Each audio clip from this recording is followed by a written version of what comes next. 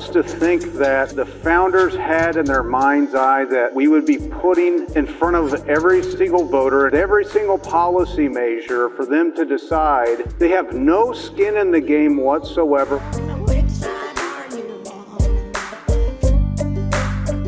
We've got one more clip that I wanted to react to, and that's from a Missouri state representative. This went a little viral on Twitter, I think, talking about paid leave. Folks will know that listen to the program that Missouri voters approved a ballot measure that will mandate paid leave for workers in Missouri. I think there are some exceptions to that, but that's the kind of broad thing. It also raised the minimum wage in Missouri a little bit, and so we can. It's a little long, and so we can kind of if there's something that you want to say, during the clip, let me know, and we'll pause. But he is not happy about this ballot measure having passed, and he has some explanations as to why why this whole thing, the whole idea that people can vote on things, maybe not a good thing. Let's listen to this guy. This is one of those things of the problem with direct democracy. This is exactly what our founders were expressly against when they formed this nation. We're a constitutional republic with individual representation confined by constitutional restraints of what government can and can't do. And for us to think that the founders had in their mind's eye that we would be putting in front of every single voter and every single time with every single policy measure for them to decide whether or not this was good or policy or not, especially when the people casting the ballots for measures such as this, they have no skin in the game whatsoever when it comes to these sorts of measures. Okay, so let's just stop it right there, and then we'll come back to the clip in a second. The idea, I mean, it's just so insane. The idea that working people do not have a skin in the game when it comes to, are we going to, should I be able to take some time off from work? I mean, there is no more skin in the game than being the person who will or won't get paid leave as a result of this ballot measure. And of course, what he's going to go on to say is the people who really have skin in the game are the people who sign the front of the checks, who do the back-breaking work of signing the front of the checks. They're the ones who should get to vote on stuff like this. But it's just like the contempt there for working people is just so obvious and frankly kind of surprising that he's willing to put it on display so prominently. It's crazy that he's just willing to say that. Skin in the game is, like you say, it's a beautiful thing for to say for like bosses, because right. I want to take my skin out of the game for one day. Is that right. Okay? I mean, skin in the game, like literally, skin in the game. I think that's like a sports, like a sports sort of saying, and like like you might get hurt.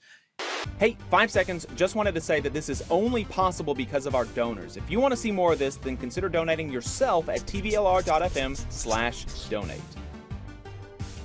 I mean, the people who might get hurt, who have skin in the game on the job, are the workers. Like, bosses are very rarely going to be the people who actually get hurt or killed on the job. And yet, we have a segment that we do every single week where we take a look at people who have died just in the last week, employers who have been found liable for deaths on the job site that did not need to happen. 100 workers die on the job every single week.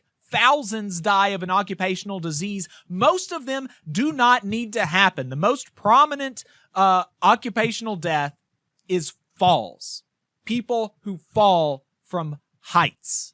We know how to not have that happen, and it's very easy. One of the other like top 5 most common deaths on the job site is trench collapses. We know how to stop trenches from collapsing, right? But bosses don't want to do it because they don't want to spend the time or the money doing it, and so they are literally putting other people's skin in the game, their bodies, their skulls in the game, so that they can save a few dollars. And so the people who actually go in the trenches obviously have skin in the game when it comes to, like you said, Matt, whether or not they can take their skin out of the game for a day or two and still get paid. I mean, it is just so effing gross. Let's continue. This is one of those things of the problem with direct democracy. When it comes to these sorts of measures, no realization of the detriment or the harm that it may cause to their very own bottom dollar, because they may not even understand what these provisions, what these measures would do to their employer.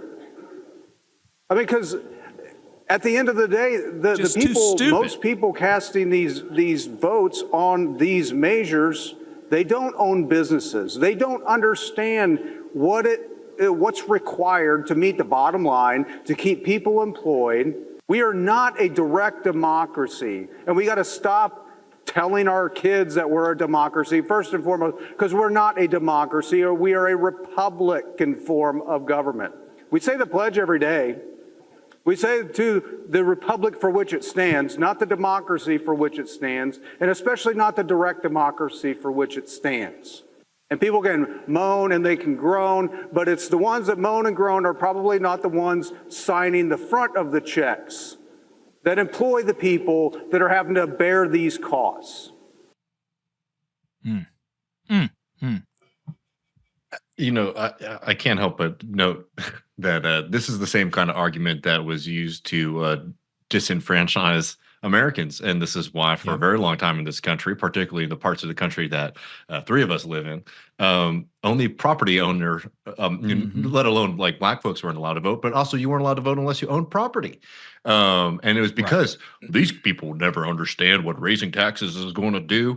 If they don't really have to pay them. I mean, this is as old as it gets, as despicable as it gets.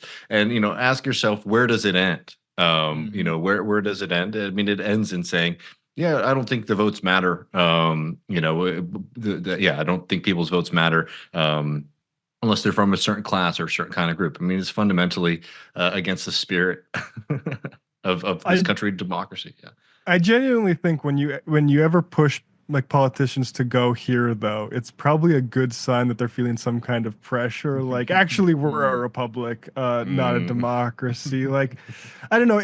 That's maybe seemed more convincing when like guys wore those sort of white wigs and it was like sort of very alienated from like, bro, you look no offense, but you don't have the gravitas to be telling me that I can't have a say in what society is, where society is going. I mean, speaking of gravitas, that Twitter menswear guy has totally broken my brain, because literally the first thing that I thought of when I saw that clip was coat too tight. It's like you need a bigger coat, because it's like coming apart. You need to have a tailor if you want to disenfranchise people. it's like literally coming apart and the button is fighting for its life to keep it, to keep his, roided out figure inside of the coat. It's like, buy a bigger coat. First thing that I thought of. So yeah, no gravitas in that guy. You just saw a clip from the Valley Labor Report. We are live every Saturday morning from 9:30 a.m. till 12:30 p.m. And we pride ourselves on keeping all of our content free to everybody so that we can talk to as many working folks as possible. If you support the work that we're doing, you think that it's important, you think that it's good, then consider making a monthly contribution to the project. And you can do that on our website, tvlr.fm.